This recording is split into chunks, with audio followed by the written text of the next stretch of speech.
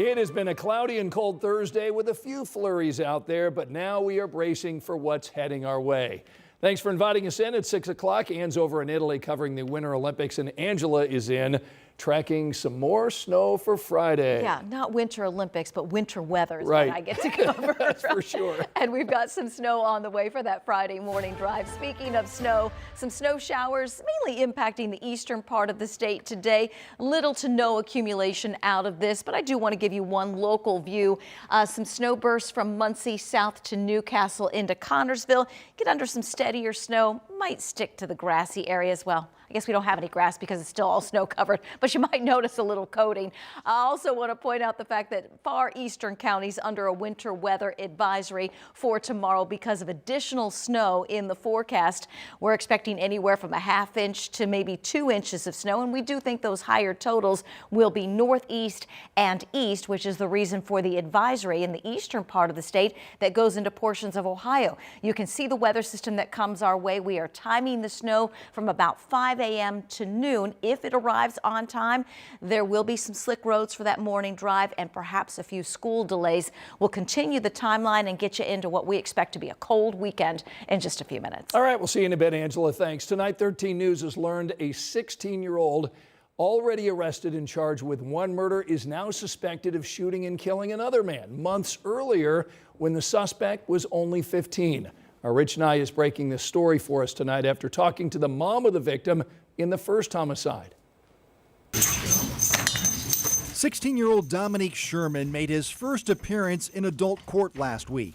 Sherman is charged with the November 8th murder of his barber, 35-year-old Stephen Coach, at 39th in Pennsylvania. He's out here just killing people. Sharia Booker is protecting her identity, but when she saw the reports of Sherman's arrest, she reached out to me. Her son, 19-year-old Isaiah Booker, was shot and killed on March 30th last year at the Carriage House East Apartments on the Far East Side. She says the shooting is seen on surveillance video, and detectives have told her that Sherman is their suspect. 13 News confirms that.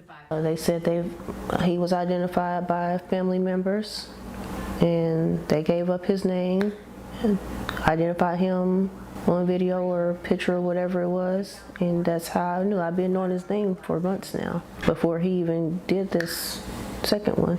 Isaiah's body was found near a dumpster, just a few hundred yards from his apartment, an area that his mom can see from her back porch. He would never understand what he took away from me. He took away one of the biggest chunks of me. I will never be the same, and my kids' life will never be the same. I ask IMPD specifically if a suspect in Booker's killing is in custody. The department responded in part, the homicide investigation involving the victim Isaiah Booker remains an ongoing investigation. Someone knows something, and the IMPD urges anyone with knowledge of the events that led to the loss of Isaiah Booker's life to come forward. Sherman is not yet charged with killing Booker. He is held without bond for the murder of Coach. In Indianapolis, Rich Nye, 13 News. The prosecutor's office has not yet responded this week to our question about the Booker homicide investigation. Sherman's jury trial for the murder of Stephen Coach is scheduled for March. Today, hundreds of students over at Avon High School walked out of class to protest immigration enforcement. This is the latest of similar anti-ICE demonstrations that we've seen at schools across central Indiana this week. Today's group made a lap around the high school, pushing for the removal of federal agents from cities like Minneapolis. The school district told us they gave parents and students an option for an excused absence for those who wanted to participate today. Well, these protests have certainly prompted a question this week. What are students' First Amendment rights at school? Our Jenna Webster explains tonight what you need to know. In the landmark 1969 Supreme Court case, Tinker v. Des Moines, the justices famously wrote students do not shed their constitutional rights to freedom of speech or expression at the schoolhouse gate. It was after an Iowa school suspended students for wearing black armbands to school to protest the Vietnam War.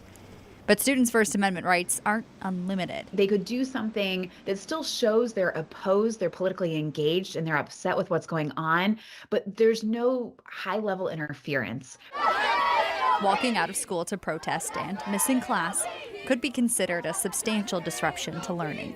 It means schools can take disciplinary action if students miss school without an excused absence. Because schools are specialized places, schools are places that require sort of order and good discipline, that the meaning of First Amendment rights in a school can't be the same as they are out on the public streets. But the punishment has to be neutral, meaning it has to be the same as any other unexcused absence.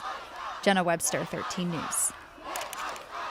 Tonight, a boil advisory remains in effect for Speedway residents after broken water lines wreaked havoc on the town's drinking water supply. For the second consecutive day, town leaders came together to hand out bottled water to people impacted. Residents have been telling us it's a huge help and just another example of how this town comes together when the unexpected happens.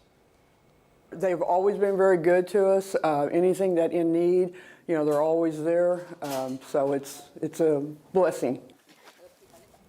Town leaders tell us that repairs are complete for those broken water lines, and they do get water samples back today that apparently meet state drinking standards.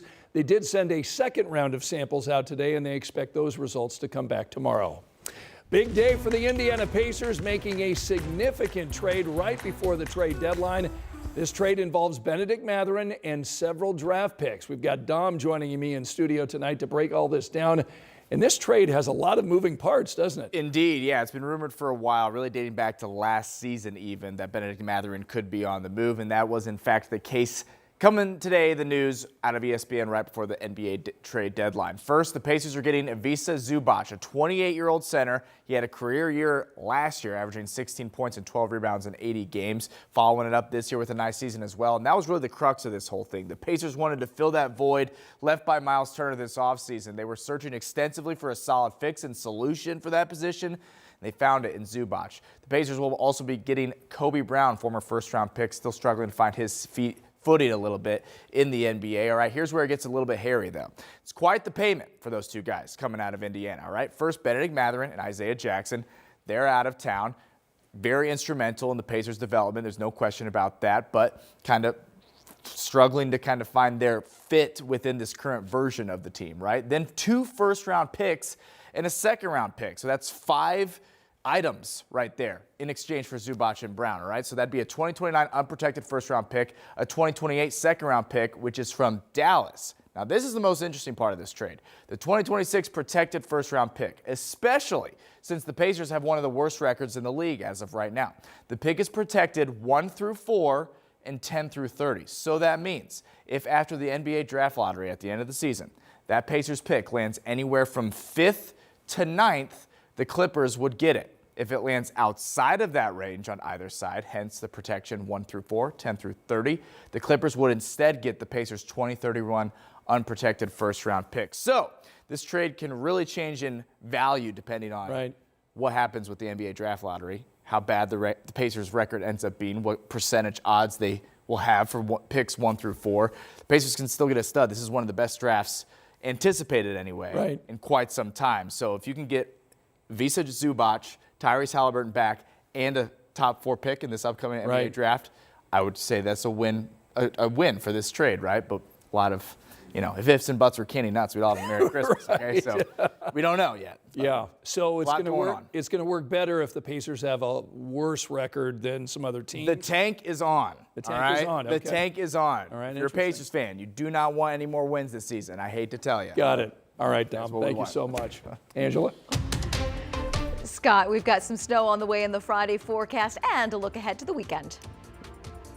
Top lawmakers over at the Indiana State House making moves to fill gaps in our state's alert system for missing people.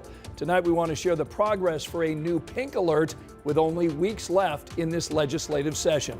But first, on this Thursday night, we've got some good news from Indiana State Police. After a suspected drunk driver crashes into a squad car, we've got an update about that trooper's recovery and condition. That's next.